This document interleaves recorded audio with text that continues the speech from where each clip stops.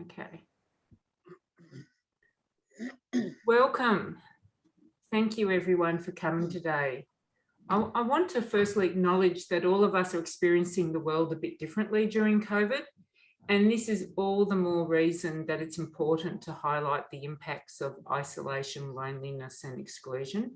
They're really important conversation pieces, as it's important also to talk about what are the possible solutions. And this is why this research is so very timely, because it's a time when isolation is more on people's radar and because of COVID. But it's important to remember that social isolation and loneliness, they're not new, and neither are the barriers to inclusion. COVID has given us an opportunity to look at how we can do things differently.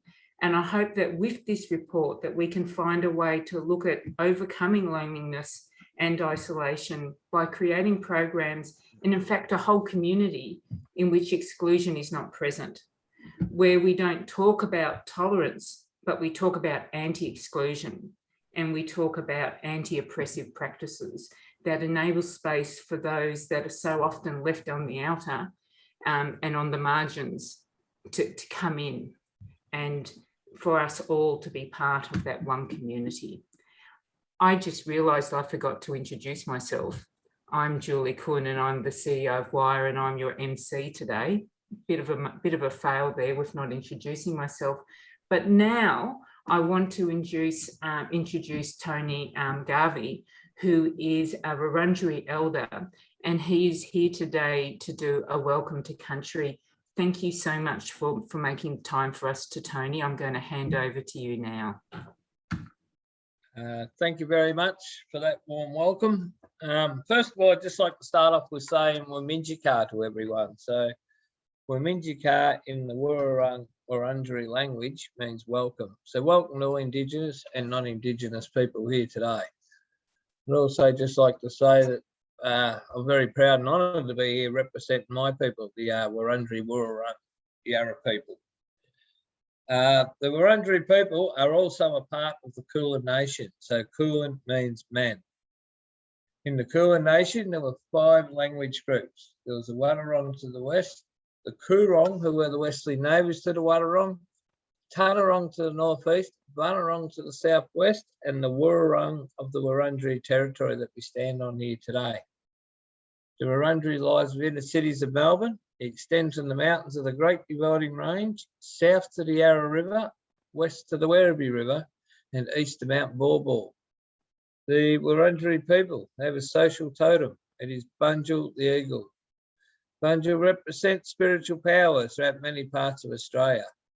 Bunjil taught all the laws about life, behaviour and ceremonies to make sure that our culture would continue for all walks of life throughout Australia. Bunjil is referred to as the creator of mankind. Bunjil created great people from the land, and that is why we call the land our mother, or the mother of creation. Never can the land be taken away.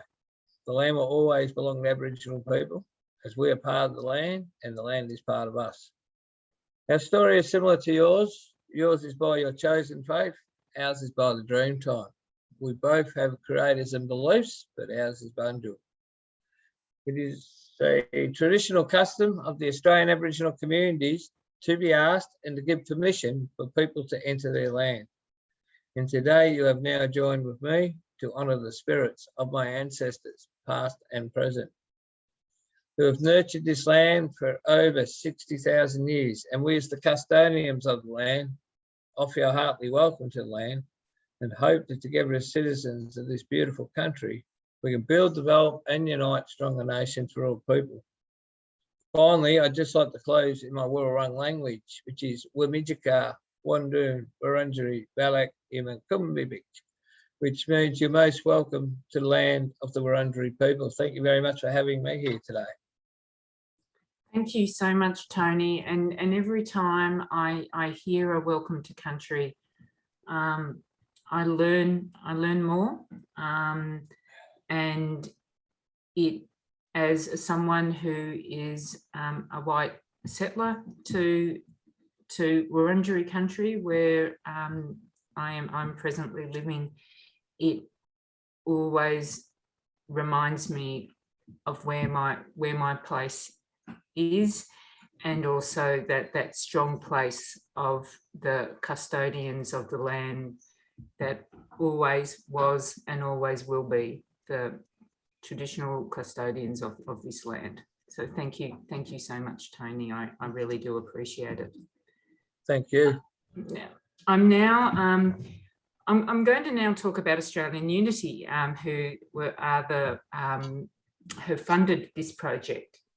And it is really true to say that this research would not have been possible without Australian Unity support. And what many people may not know is that when lockdown first happened, Wire could not run its Amica program, a program that was for women and gender diverse and non-binary people and that were experiencing isolation, and we provided a lunch and a safe place for people to come and talk. So when the funding for that ran out, we were still in the depths of our first lockdown. And we knew that so many people were experiencing isolation and loneliness. And the Australian Unity, apart from funding this research, which we're talking about today, also funded us, and in particular Anna, to provide phone calls, emails and texts to people that were experiencing the compounded isolation of during that first lockdown that we had. And it was such a vital intervention in so many ways. And to be able to have a project that is working so intimately at the individual level to support people going through this event that millions of us around the world were experiencing, but were experiencing alone, was so very important. But then also to be able to do research that is looking at the systems and the solutions to that isolation, the exclusion, and is again that's vitally important, and not every organisation would do that.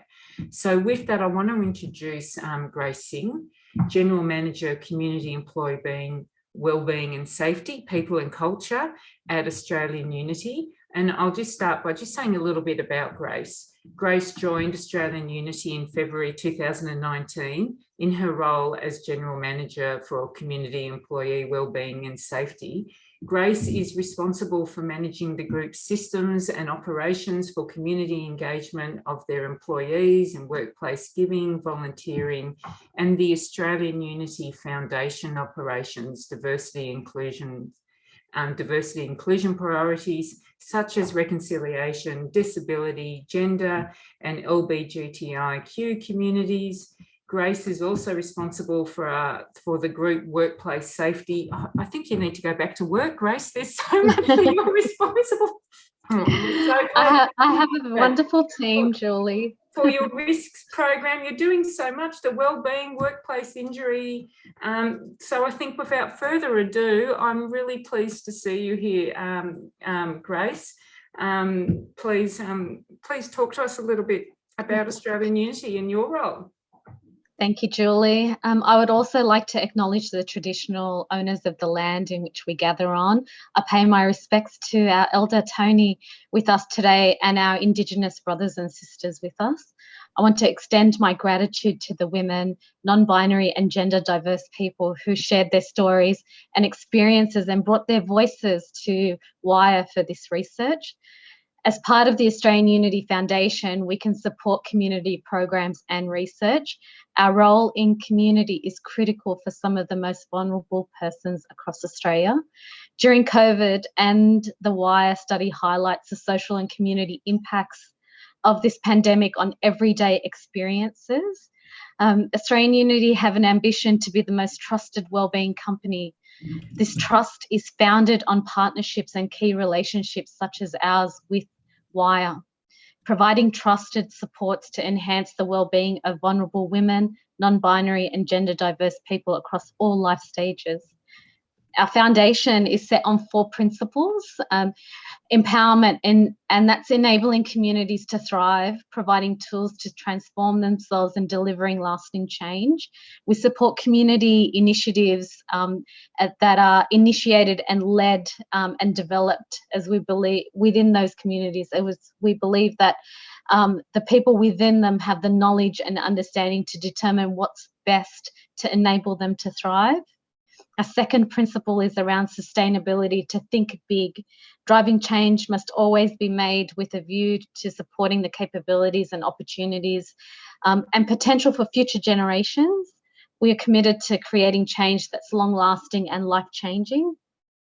Equity, we welcome difference and address issues of vulnerability and discrimination to gender, identity, disability, ethnicity, whether you're indigenous or non-indigenous, race, religion, socioeconomic status, age, sexuality, geographic, all of these kind of diversities bring together the focus on social justice, human rights, universal access to fair treatment and inclusion, and dignity for all.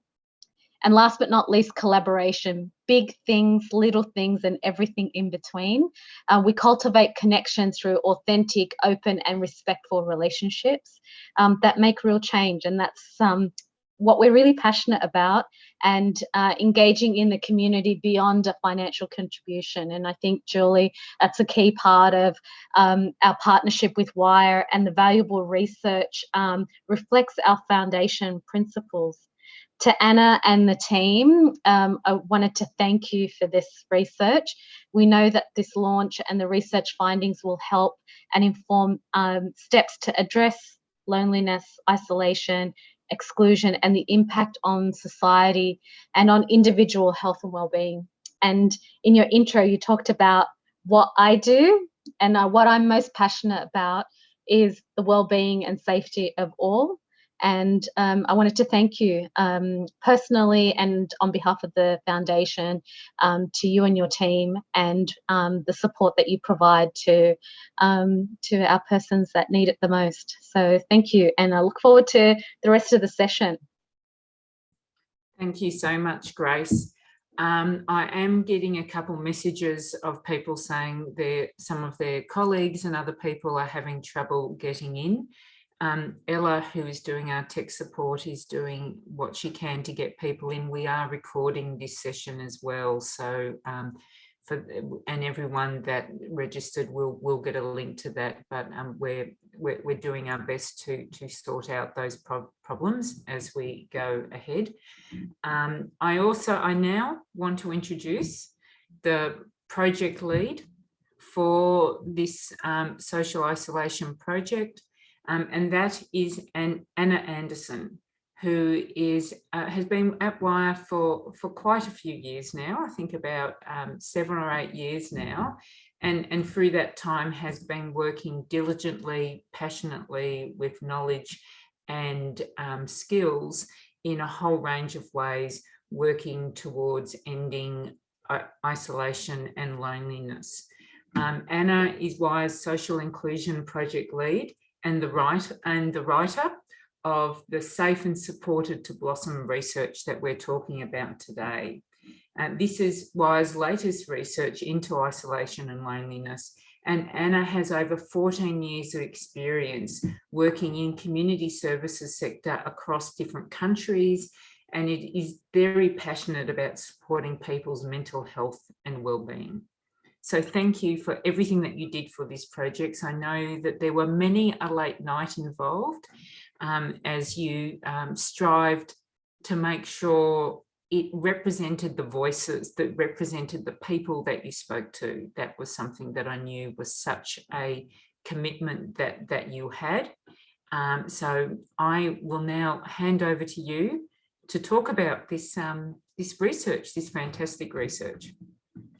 Thank you so much, Julie, for that lovely introduction and warm words.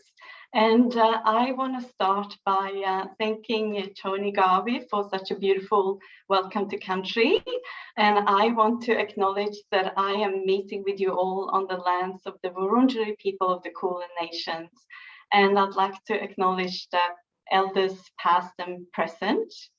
And I also like to acknowledge that I am also have been benefiting from migrating here, and I have benefited from working and living on this land. And I acknowledge that this research was done on Aboriginal land, and this land is Aboriginal land and it's never been ceded. And I also like to acknowledge all the people who were part of this, making this possible. And first of all, I want to thank the Australian Unity for your financial support. Without that, we wouldn't even be sitting here today. This research wouldn't have been possible. So thanks so much for that. I'd like to thank Stacey Starr, who applied for the funding and was successful.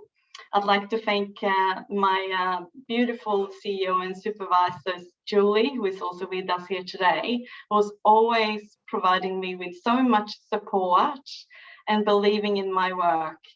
I'd like to thank Jessica Stott for supporting me and for taking all the notes throughout the reference group meetings.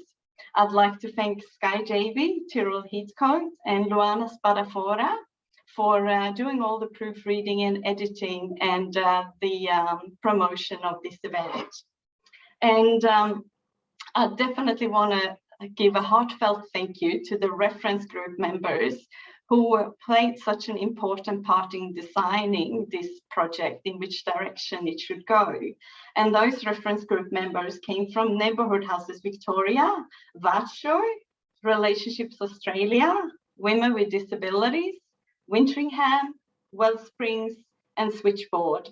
And we have the honour of having 4 of those reference group members here with us today, and we will hear from them shortly. And then I also want to thank all the professionals working in community services who we interviewed through this project.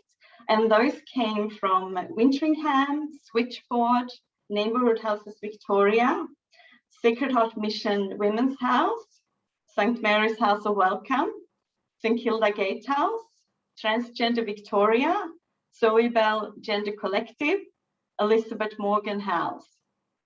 And obviously also want to acknowledge and thank everyone who is, all the speakers who are going to speak shortly at this event, the elder who did the Welcome to Country.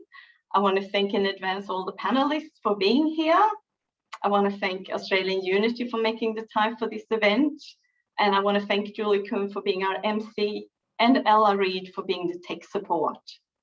And I also want to thank Wire for the opportunity of giving me this chance to do this research, was provided us with such a great learning and knowledge. And it's been personally a really fantastic opportunity for me. I also want to thank all of my friends and colleagues who they've supported me throughout this work. But most importantly, I want to thank all the people with a lived experience who I had the opportunity to interview for this research.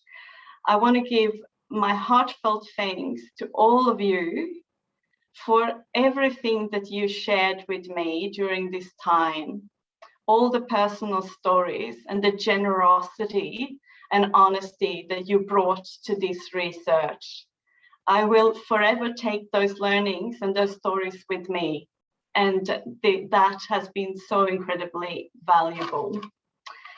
So now into the research. And so these interviews were, we were doing them at the end of last year, and that was right in the middle of the pandemic and lockdowns. And I just want to make it clear that this research was not meant to be about COVID, and that we initially started off quite small. So it was meant to be research for us to, given we had just had a funding cut for Amica, our social inclusion program, we wanted to figure out how could we move on from this. We wanted to know what kinds of programs that people were looking for. We wanted to know where the real gaps in the services were, what the real needs were, so that we could know that if we were going to create a new program. And then the journey of this research then took off, and it became what it is today, an advocacy piece with so many insights and learnings for all of us, for the whole community sector.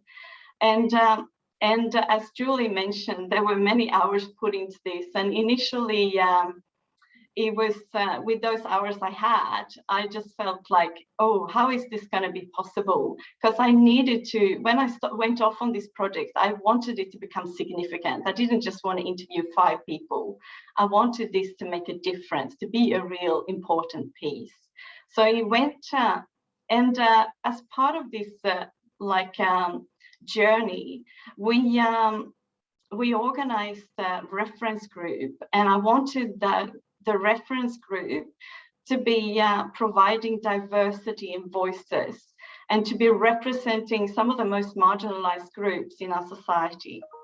And when I met the first time with this reference group, I brought in some of my thinking around loneliness and isolation, because I had been reading up on that, and I had realized that there was a difference. And I was thinking about the fact that loneliness is more of a subjective feeling.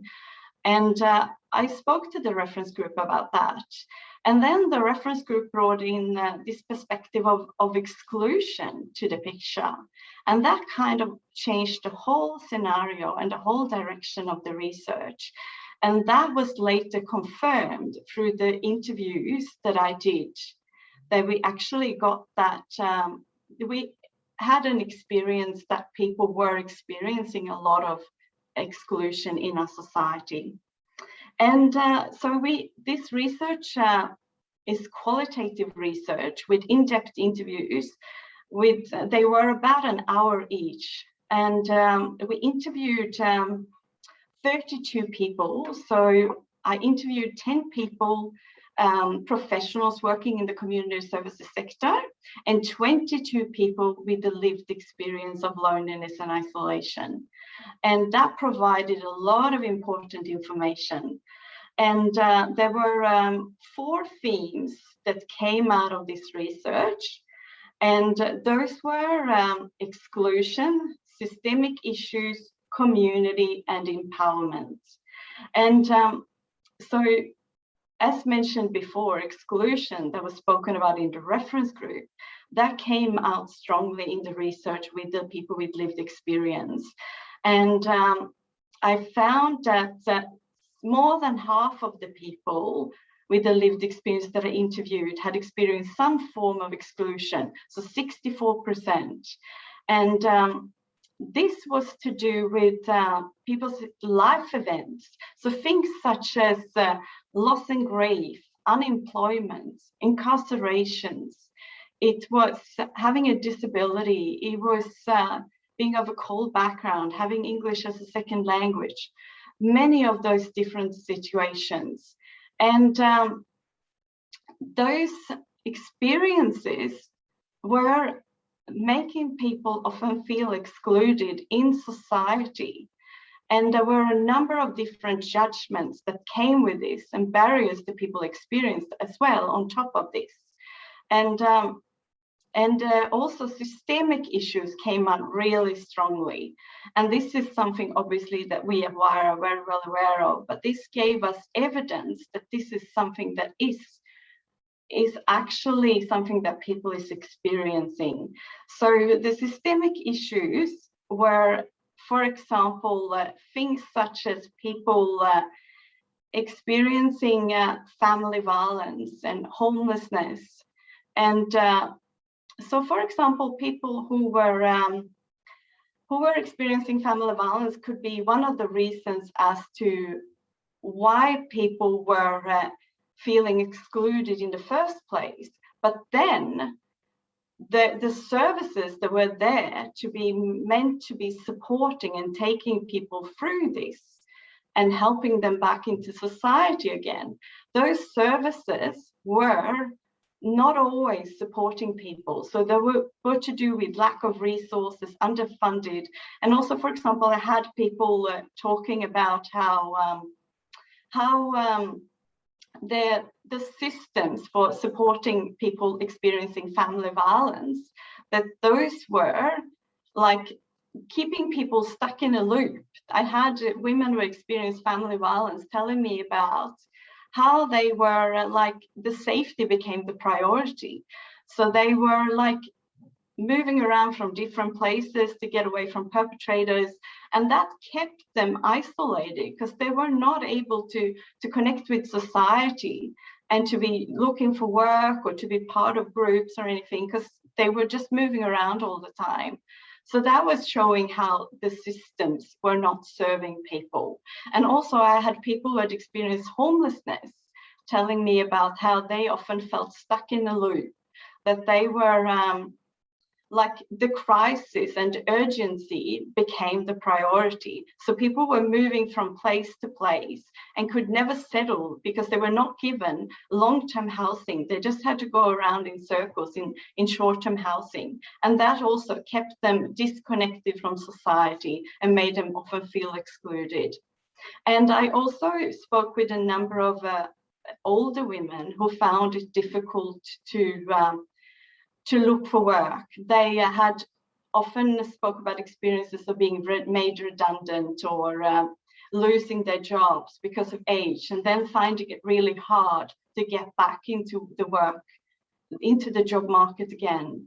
So that also demonstrates how we as a society, as it's the structures, the economic and social structures around us that are keeping people excluded and isolated, because of the fact that in that case, there is the capitalism that is the dominant factor here that's keeping people excluded. Because if you are not contributing and making money, then you're not seen as being a productive member of society. And also that further demonstrates just how that is not just the exclusion that people are experiencing of being an older woman and unemployed, but also how that keeps happening as well. The isolation keeps staying. And the fourth theme was community. So every single person that I interviewed, 100% of the people with lived experience, they said that they wanted to be part of a community. And that is something that really confirms the human need for connections and to feel a sense of belonging. And even some of the people who spoke about not wanting friendships, they felt that they had experienced a lot of trauma in their lives, and they had been hurt by a lot of people. So they were not looking for that, but they still wanted to be part of a community and feel connected. And that's really important knowledge for us to know. And also, finally, the fourth theme, empowerment. More than a third of the people, 36%, spoke about wanting to feel more empowered, to be more of an active participant in society, play a more active role, to be volunteering or working or studying, and to have more of a say as in the programs that are created for them. And that was also really important information.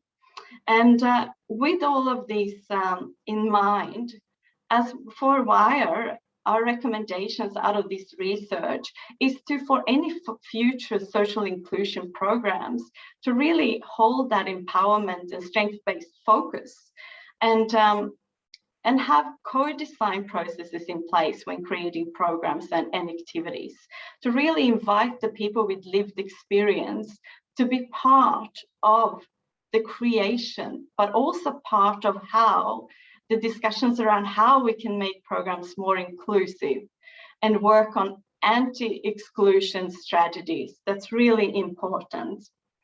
And I think that one of the most biggest learnings of this research is really around exclusion and how vital it is for us to be more inclusive as a society, but also the importance of connections for all people and how we need to work on changing some of the social and economic structures in our society to make society more welcoming, supportive and inclusive of people.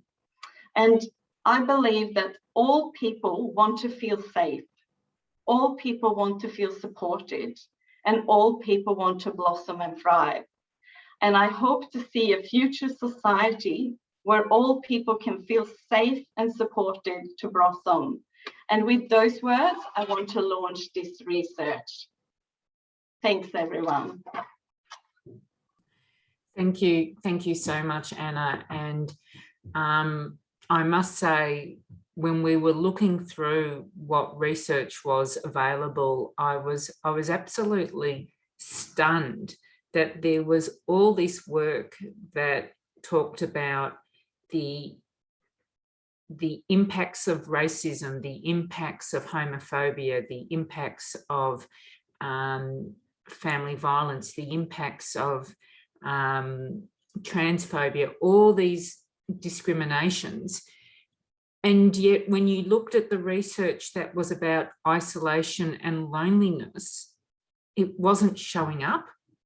And if you put the two lots of research together, it is so obvious that there's a connection there. But the two sort of fields of study didn't seem to be marrying together. And what I really like about the work that you have done, I love several things about it, but one thing in particular is you brought those two things together, and the reference group was a vital part of that process, and which is why I'm very much looking forward to the panel conversation that we're going to have, a virtual fireside chat with four of the panel of the the reference group participants. I'm going to introduce you all together, and then I'm going to launch into the questions. And if someone says something and you feel like I've just got to say that one thing as well, look, please feel free. I want this to be, a bit casual, because I think sometimes that's when the gems come out. So first of all, I want to introduce Meredith Butler from Switchboard Victoria, which is an organisation that I think Wire does consider a bit of a sibling organisation. We do a lot together. So Meredith Butler is the Out and About Program Manager at Switchboard Victoria, a peer-driven community organisation run by and for LGBTIQ plus A plus people. Out and About is a volunteer visiting and friendship service for socially isolated LGBTI plus seniors living with disability or chronic health conditions. Meredith has over 30 years experiencing working with community services and the LGBTIQA plus advocacy, and is passionate about access and inclusion for older LGBTIQA plus people. Thank you for joining us today, Meredith. I also want to introduce Claire Fisher. I'm just going to have to take a sip because my throat has gone completely dry and I won't be able to get through my words, so please pardon me. Claire Fisher is from Relationships Australia and she's a Senior Research and Project Officer. Claire is a Senior Research and Project Officer for Relationships Australia National. Relationships Australia is a leading provider of relationship support services for individuals, families and communities. And I know that Wire is often referring people that contact our services to Relationships Australia. So thank you so much for all that your organisations do. Relationships Australia aims to support all people in Australia to achieve positive and respectful relationships. Claire has a master's in anthropology, which informs her belief that each human experience is unique. She aims to produce work that reflects this diversity. So thank you for being with us, Claire. I also want to introduce Lauren Smith. Lauren Smith works at Winteringham, and she's been there for 28 years. So I'm assuming it's an organisation you like working for, Lauren. She loves making a difference in people's lives and has gained a lot of experience on a professional and personal level, particularly when it comes to socialisations and some of the reasons beyond that, which is what this research really gets to. And last but definitely not least, I want to introduce Angie Abdelasalam. Angie is from Wellsprings for Women, and she's a community development worker at Wellsprings for Women. She has extensive experience in community engagement and consultation. And also, I want to thank you for being here, because I know you've got a bit of a cold. That just means extra that you've made it today when you do have a cold. So wishing you a quick recovery with that. But with all those introductions done, and I should say they don't speak to the wealth of knowledge that we have in this virtual room. But with that, I'm going to jump in with my first question, which I'm going to shoot to Meredith. So Meredith, I'm wondering if you could just speak to us a little bit about how does loneliness and isolation and exclusion impact older LGBTIQA+ people? And I'm also just wondering if you mind saying what all those letters mean in case that's not known to everyone that's here today. Sure. Thank you very much, Julie and Anna, for inviting me to talk on this panel. And just before I answer the question, just acknowledging that I'm coming from the lands of the Wurundjeri Woiwurrung of the Kulin Nations, and paying my respects to elders past, present and emerging, and recognising that sovereignty was never ceded in all the work that we do. So LGBTIQA+, lesbian, gay, bisexual, trans and gender diverse, intersex, queer or questioning, asexual or aromantic, etc. There are a great number of letters in the acronym that describe what we call our rainbow or our umbrella community. Many more than we can add in. And if sometimes I say LGBTI+ when I'm talking today, it's because when we're working in the space with older people, we often don't use the word queer, because that was a term of a lot of offence and abuse back in the day. While we've reclaimed it as a community, it's still a term that can be quite offensive to older LGBTI+ people. So not at all discounting that all those other identities exist, but just that's the way we often talk in the space with older people. So how does loneliness, isolation and exclusion impact on older LGBTI+ people? We do know from Australian and international research, and from our own work in the Out and About program, that there is significant barriers to belonging. And this is where that for older LGBTI+ people compared to the general population. Now, this is not compared to other marginalised groups who also experience a lot of barriers, but in terms of the general population, there are some significant barriers for people. So some of those forms of exclusion include, as Julie, you said, homophobia, transphobia, biphobia. Intersex stigma is one a lot of people don't know a lot about, but is a very real barrier for a lot of people with intersex variations.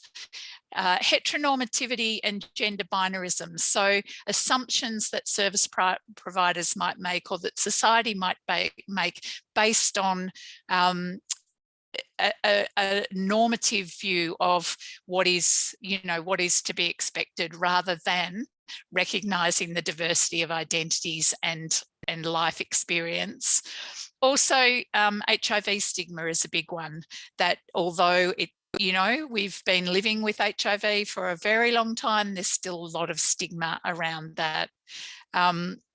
So some of the service assumptions about LGBTI older people's needs may also be a barrier if they're not consulting people. As Anna said, we need to hear the voices of our service users and the people in our communities, not just assume what they need and deliver a service to them as service users. People want to participate, they want to be part of community, they want to belong, and anything that puts people in sort of a passive service user type role can be a major barrier to people really living their full lives and their whole identity.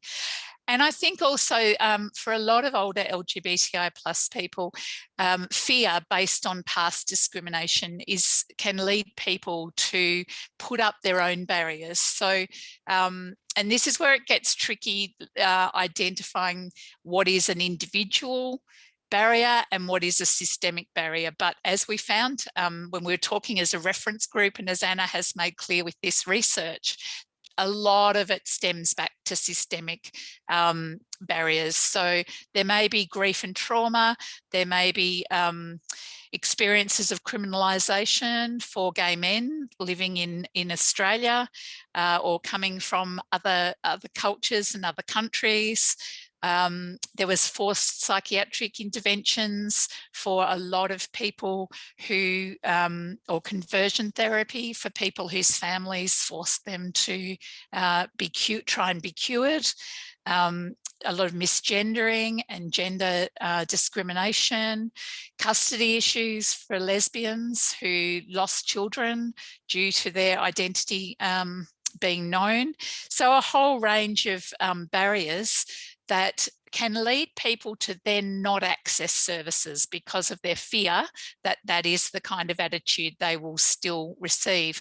And I think one of the difficulties is, even though we might as services be inclusive and be trying our best, for a lot of older LGBTI people, that fear is still there. They don't know that. They don't know what rights they have. They don't know what the acronym means. They don't necessarily even know that services are learning to be inclusive. And so that barrier is still there based on past experience. And of course, when we're talking about exclusion, there's all the intersections with the barriers that other people will be talking about today, like homelessness, family violence, financial disadvantage, racism, mental illness, religious discrimination, etc. So they are all issues for everybody in our society, including older LGBTI plus people. Thank you so much, Meredith. And it really raises for me when you sort of say it's not good enough to just say, oh, we're inclusive, because there are so many people that have experienced the opposite so many times, and they may have even experienced from your particular service in the past. So it needs to be a really active and living response to demonstrate very, very clearly that you are anti-oppressive and inclusive in what you do. So I really heard that in what you were saying, and could see that by even that you have changed the names of the program so it's inclusive. So thank you. I'm now going to ask a question of Angie, and it is loneliness and isolation an issue for migrants? And does exclusion play a factor in that? Definitely, Julie, that's absolutely right. I think when we had the reference group, that was a moment where we all agreed that exclusion was a big part of the reasons why CULT communities experience, or CULT people experience isolation. When you come to a new country, leaving behind your community, your family, your friends, with no English, or even if you do have English, you're still settling in a new country. And then you try to, create friendships and try to settle. and face pushback, that would definitely lead to you feeling isolated, and it would either lead to you finding your own community and creating this bubble where you only are having events and meeting up with your own community, or exactly the opposite. If you can't find that, you'll be isolated. And I think part of that is the lack of understanding of different people experiences, and also this awkwardness of okay, what if I offend this person by saying the wrong thing or doing the wrong thing, and also by a lot of people would think either way, whether in the cult community or the wider community, that we don't have much in common. And then also there is the issue of racism, which is also a part of isolations, so yeah, then if you add to it the whole not having enough English, that's a different whole issue where like people from cult communities struggle to just feel connected, if that makes sense. Yeah. Thank you so much for that, Angie. And one of the things that I think is amazing that you mentioned, but that people, because they might feel their own level of discomfort in talking to someone from a different culture, feels it's appropriate to, okay, let's just give them a wide berth because that makes me feel comfortable. But the impact of that is exclusion, and it's isolation. And then on top of that, so you've got that person that is doing that just because they don't know any better. And then you also have the people that are actively doing that as well. And they're doing that because of really active racism, although I would say there's some unconscious racism going with the, it's okay just to exclude. So thank you for saying that so succinctly and saying that experience. Claire, I've got a question for you now. Why is loneliness and social isolation so difficult to address, and how can we better respond to isolation and loneliness in the social services sector? Sure. I guess so. Working at Relationships Australia, we have a slightly broader perspective because we are in all the states and territories across Australia, and we have quite a big service provision. So when we look at loneliness and how it affects Australians, we sort of see it across the entire community. So I think one of the more challenging parts of addressing loneliness is just the fact that anyone can experience it at any time.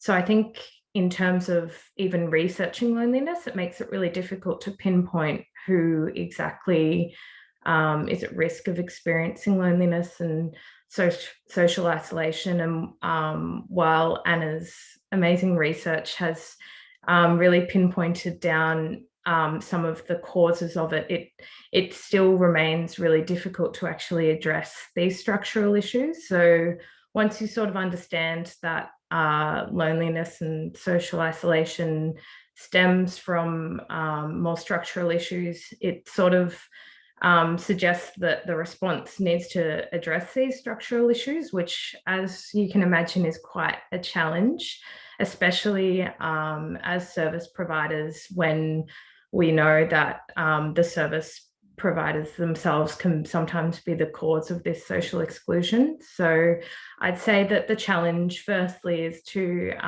identify who is experiencing the loneliness and social isolation, and then to actually provide the services that address this.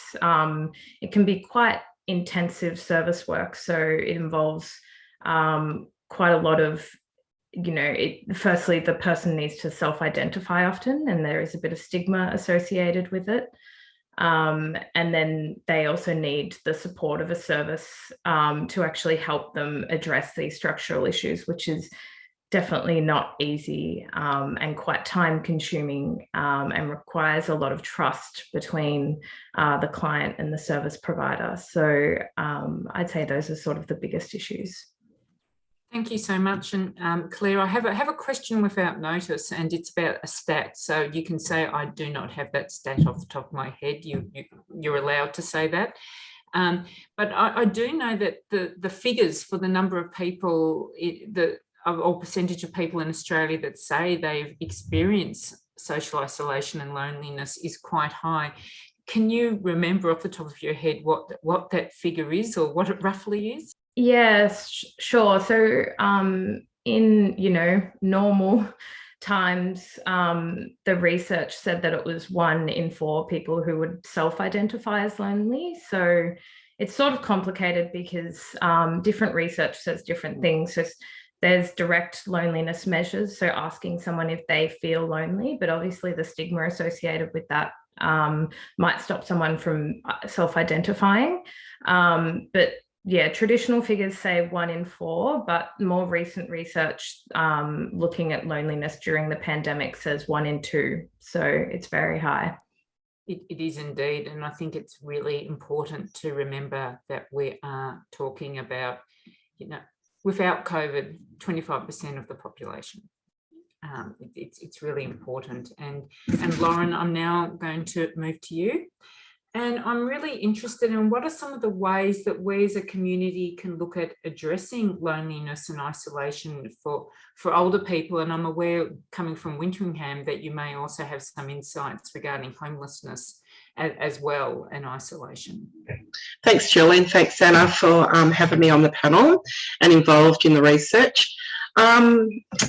Yeah, with addressing loneliness and social isolation, overall, I think we need to have a better understanding of the importance of how the person's become socially isolated, and also just to assist them with connection back into the wider community and to make them feel part of the community.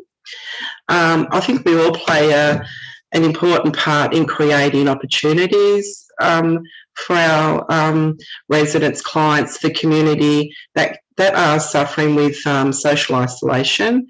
Yeah, we just need to ensure that we empower them to take their own road, and I think it's important that they have control and to give them as many options as possible and support along the way. One of the ways that Winteringham, through our recreation program, taps into people that are socially isolated is through our recreation programs, where we work one-on-one with people. And there's many reasons why people are socially isolated. It could be, health reasons, drug and alcohol, embarrassment. As Anna said earlier, loss and grief is a big one. And also, as we get older, acknowledging, where we've been and where we're heading. It's not, and I suppose, put COVID on top of that, the impact it just escalates everything. And I think, us as a community, we all have a responsibility to open the doors and make sure everyone feels welcome and part of the community. I suppose not everyone fits in a round box, round circle, we're all different. And sometimes people are put in the too hard basket.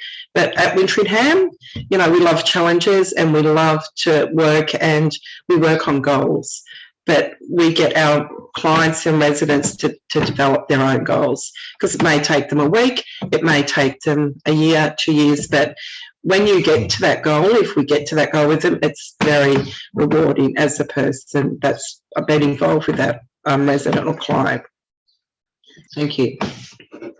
Thank you for that so much. And it does leave me a question that before I'll include Anna in this, but I'm keen to get this from everyone as well. and it is something that's coming up in the questions as well, is what are the signs that someone is lonely or socially isolated? Because there's different, that trigger may be different for different people. So Laura, I'll start with you, but then open it up for everyone.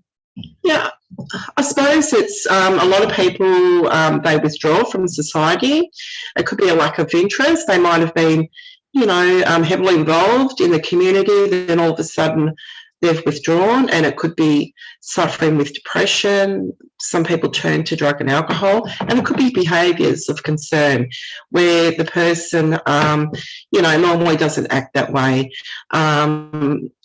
There's many reasons, and I suppose some of the causes could be they're impacted with a serious health issue.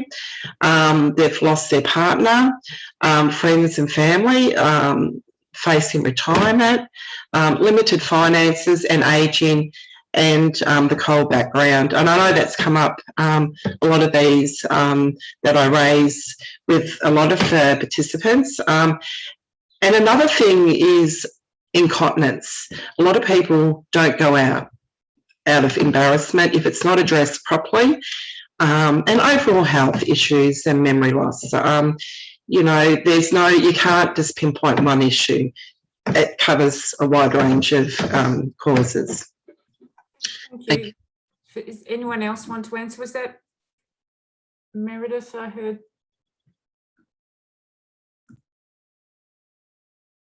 To say something around that? Yep. I wasn't, but I can. Yeah. So I think, Lorenz pretty much covered a lot of it. But I think what's been interesting for us around COVID is that sometimes it's not really evident how socially isolated and or lonely, because they are two different things, people are, until their daily supports are taken away. So, for example, one of our participants who had built an entire life around finding connection through his local community. So having a chat to the newsagents, going to the pharmacist, having a chat to the taxi drivers, living in regional Victoria, it was the same taxi drivers that he had every day. He actually probably wouldn't have said that he was socially isolated or lonely. But of course, as soon as COVID stopped all that, it became very clear that actually they were very fragile supports and really almost incidental connections that he'd built up for himself and were very important, but were not available if he couldn't go out and access those. So when he got more unwell, or when COVID restrictions meant that he couldn't go around in his local community. So I think without wanting to open the whole can of worms of COVID, because it's probably a whole nother conversation. But, it is interesting that sometimes people can be masking their loneliness through those daily interactions. And when they're not available, it really becomes very evident. Or as someone said, when they have partners and they spend all their time together and then their partner dies and all of a sudden they realize they haven't seen their friends for a very long time and they're really not connected in with anybody else other than that relationship. So I think it's quite complicated, all the different causes and how they interact, especially with COVID. Thank you. Does anyone else want to say anything for that question? Claire? Yeah, I think potentially another aspect as well, if you're addressing loneliness, because obviously not everyone, you can be surrounded by relationships and still feel lonely, but I think the issue there usually comes from the fact that the relationship is unfulfilled. So or unfulfilling. So I guess another sign would be just a lack of fulfilling relationships and supportive relationships around someone. So yeah, not to hark back to COVID, but Meredith's example was really interesting because that person obviously had quite a lot of relationships around them and did the best with what they had. But yeah, when the relationships are quite precarious, it does, and a major event happens, it does put those relationships at risk. So I think having strong and supportive relationships around you is quite is the antidote to loneliness and social isolation. Thank you. And NG, I think you were going to come in as well.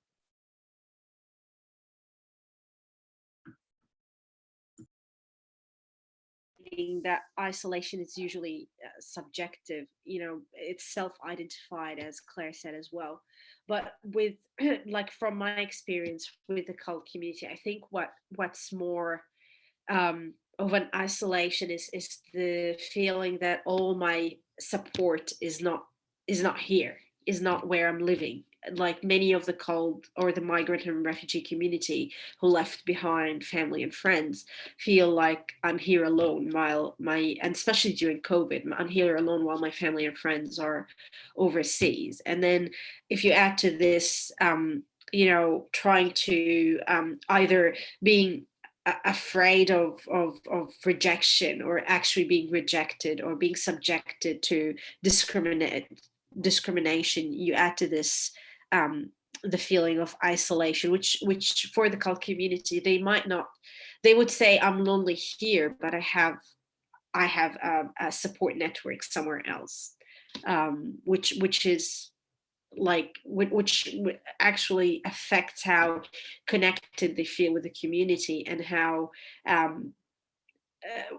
like I'm from experience, what I know from the community at the moment, most migrants who haven't spent long here, like who came right before COVID and were here as skilled migrants for a couple of years, actually left the country because, first of all, COVID didn't help, but they also couldn't build the support and the community connection that would help them settle.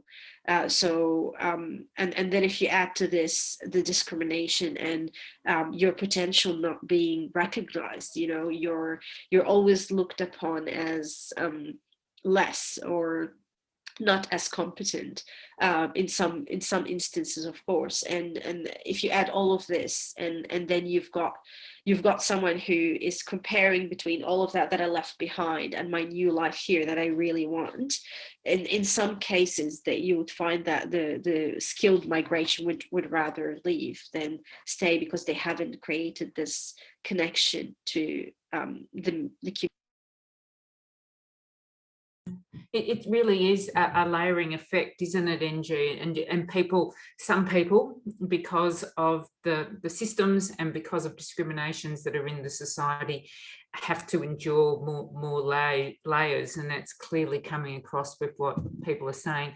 I am going to ask Anna one COVID specific question, because it is an additional layer that we are existing with, and I am aware that we're all coming from our individual, residence today, rather than maybe in office spaces or communal spaces. So, Anna, I'm just wondering if you could talk. You did this research during Melbourne's big lockdown, the first lockdown. What impact did you find that COVID had on people's experience of exclusion, isolation, and loneliness? Yeah, thanks, Julie. And I mean, obviously, the research wasn't meant to be focusing on that. We wanted it to be broader than that. That was our purpose. And I specifically made sure, but COVID still snuck in, of course. It was impossible for it not to.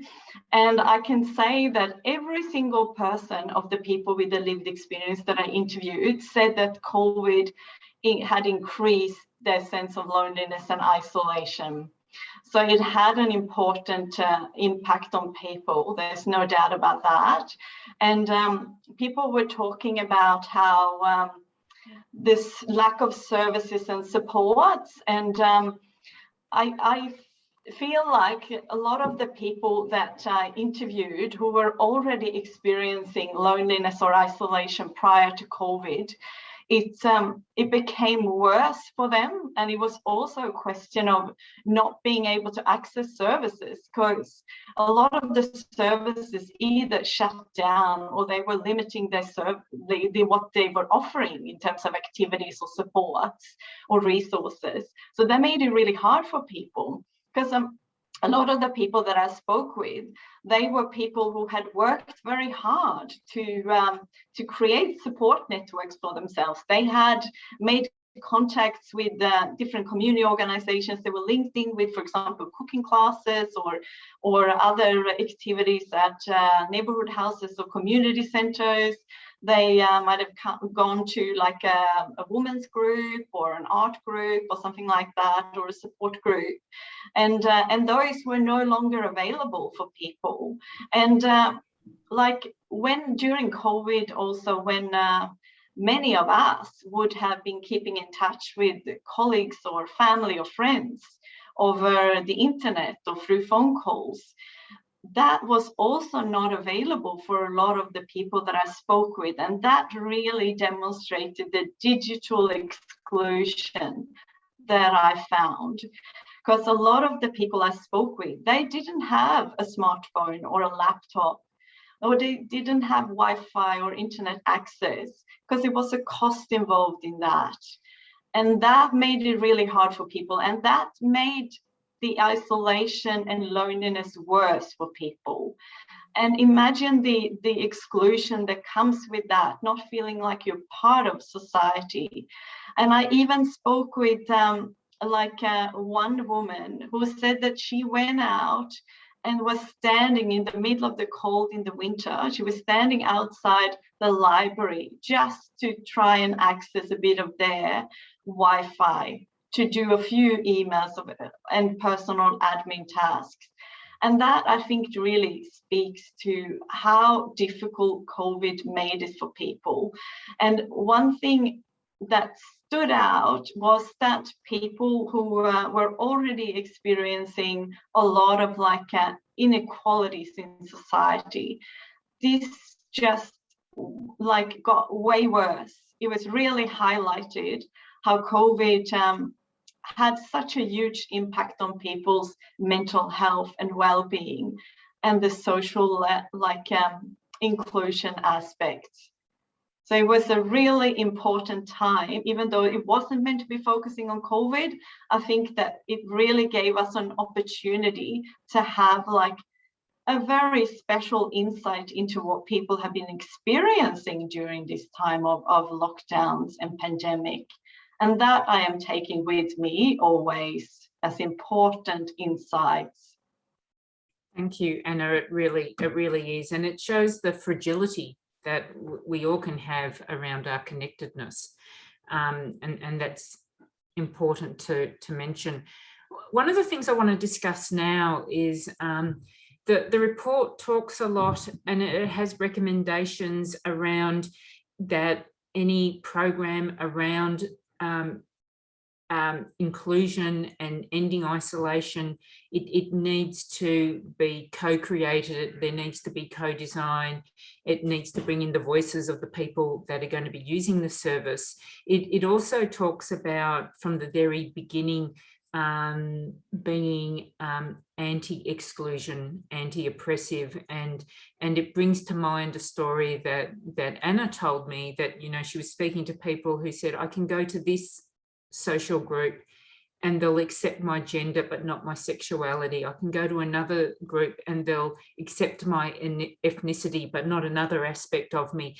And it's hard to find a place where the 360 of me, the whole of me, my age, my gender, my religion, my ethnicity, my abilities, everything, my age, everything is accepted. So, and this is a question I'm going to ask everyone, is, so how do we create the spaces and create the communities in which there is a true inclusion? And what I mean by a true inclusion, you've done more than put a sticker up on the window and say job done. because I think there's far more than that is actually required. I don't know who wants to go first. Whoever I see box light up green first, I'm going to point to them. You're all too polite. I will pick someone if you. Claire, what about you, Claire? I'm going to start with you. Sure.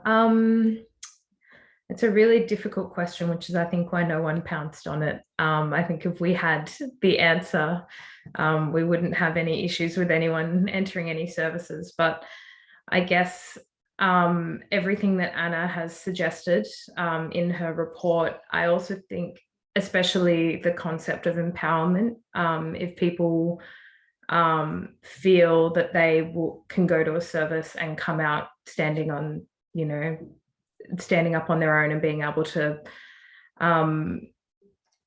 feel empowered, then I think that's probably one of the most important aspects. And it's, it stops the sort of chronic issues and return to services. But how we create that, it's really complicated. I think always including the service users, acknowledging that a good service landscape has small, medium and large organisations, and has a really good ability to refer and inter-refer between services, I think is really important, and acknowledging that no one service will be able to provide everything for one person, but a really good landscape of services hopefully can do that. Thank you, Claire. I'm not expecting anyone to provide a magic bullet here, but just gems of information that will all be part of the solution. Angie? I agree with Claire. It's a very difficult question, and the answer we could spend all day,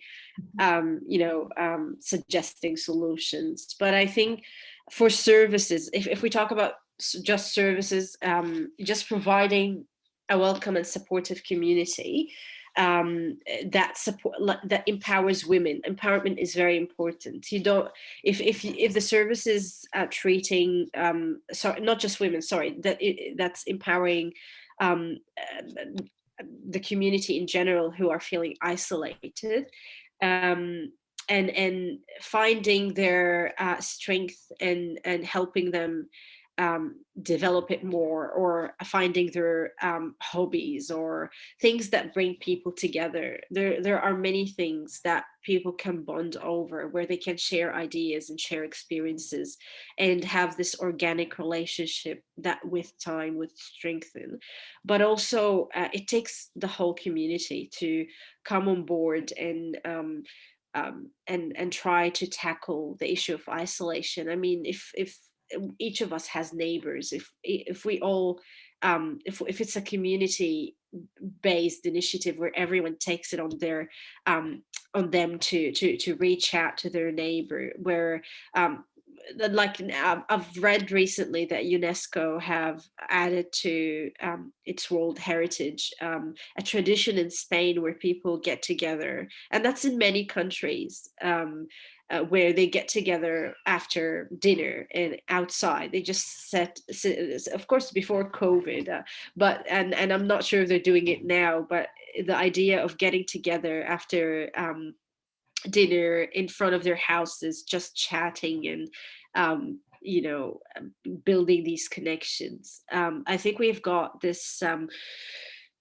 sensitivity of not imposing ourselves or our privacy is very important, but also building this connection with everyone around you, where you feel like you're connected. If we start by neighborhood, if you're connected to your neighbors, and then it goes on to the wider community, and I think that might be a solution as well. Thank you, NG. That is, it reminds me something that a friend of mine used to say pre-COVID, that Fortress Australia starts at the picket fence. And I think that is it, and very much I was hearing this is the part of the solution is that how we just, as a community, that as individuals, how we communicate with one another, and that ability to in some ways be a bit vulnerable to say hello to someone else, and is really important. So thank you for sharing that. I'm wondering if other people would like to add other things as well. So I love that idea that Angie was just talking about actually giving a value, a World Heritage value on social connection, because I think sometimes it's seen as that thing we do when we've got time, or when we're not rushing to work, or we're not busy with other things. And yet it is actually critical for all of us, that sense of belonging. So I love that idea of valuing social connection as more highly in our lives for all of us. I think for us and in our services, it's very much, there's a big focus on peer support. And I think that can be not only as a service model, but as a way of operating, you know, where you're valuing and hearing the lived experience of people, and really including that as part of the expertise that is empowered and valued in the program.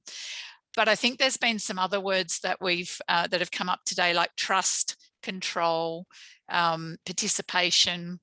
So really encouraging people to participate, be active participants. One of the things we often hear when we're talking to older LGBTI plus people is, it's all very well, you know, people respecting me as an elder, or wanting to put me on a pedestal as a you know, historical for my historical stories, but I actually want to be involved now.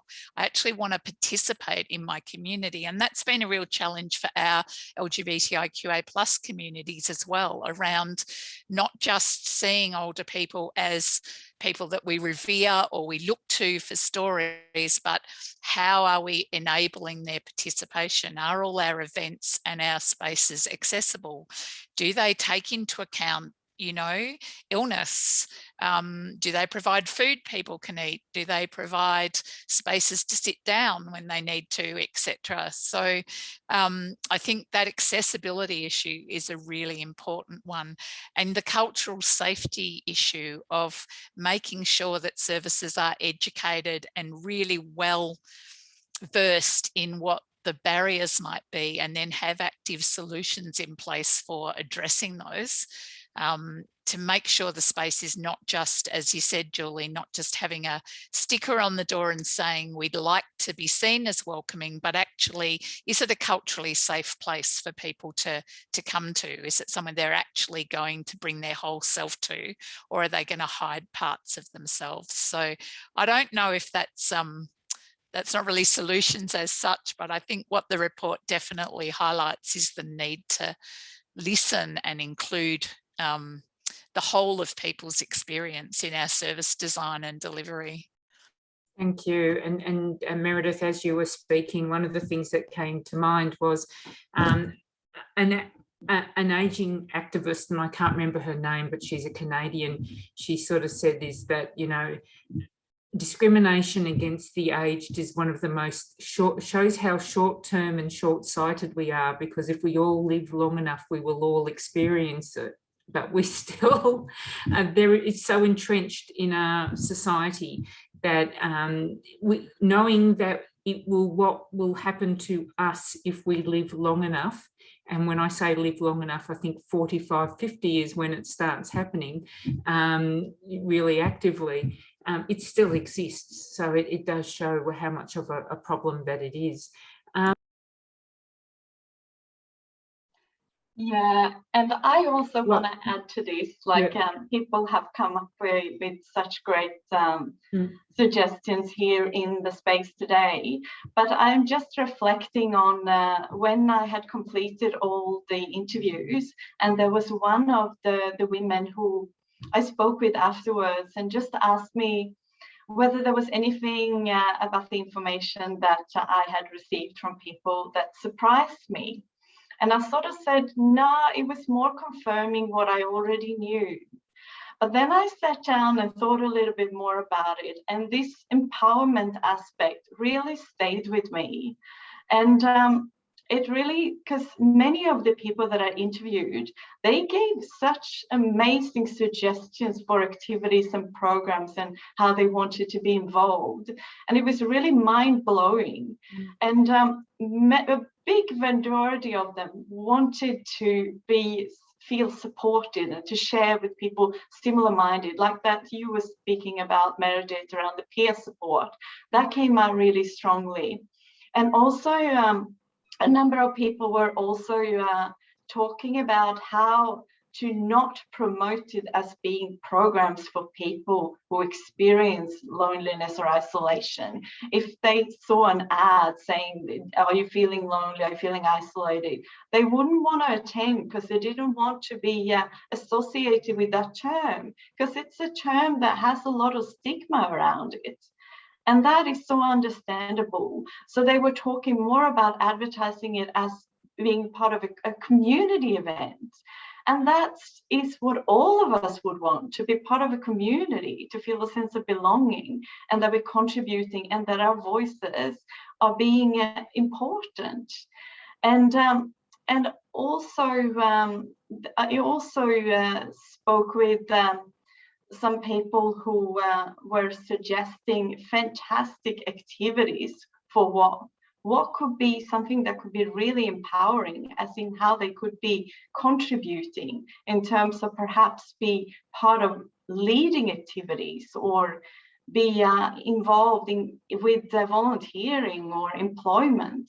And that was also really interesting. I think that's so valuable, Anna, that when with the framing, do you frame in the negative or in the positive? And you're probably, what's you're going to catch more flies with honey, which is, you know, being aspirational of what this is what we're wanting to achieve in how we promote programs. I think that's such a valuable contribution. Lauren, I'm keen to hear from you as well. Okay, thank you. From a recreation side of things, we tend to work one-on-one. We don't put labels on anyone, and we don't, it could be a social group, and it could be, you know, not everyone wants to sit around and knit or play bingo. So you really got to find out what the person is passionate about. That's the way of moving forward. There's no use you've got to give people as many options. And if you focus on, you know, little fish, and that will lead the way. I remember working with a fella that had a mental health illness, and every day he'd walk up and down and he wouldn't speak to anyone. And even though, you know, people acknowledge him, and he had a coffee in his hand, and after 12 months, he actually spoke to me and said hello. To me, that was the biggest moment. You know, I'll never forget it. I think it's patience and acknowledgement of that person. And I think we all can play our part in creating opportunities that build and promote social interaction on a one-to-one basis, or, you know, a small group activity. And patience and options available to them via personal interests, hobbies, sport, and empowerment for them to lead their way. You know, it's not for us to dictate to them what they should and shouldn't be doing.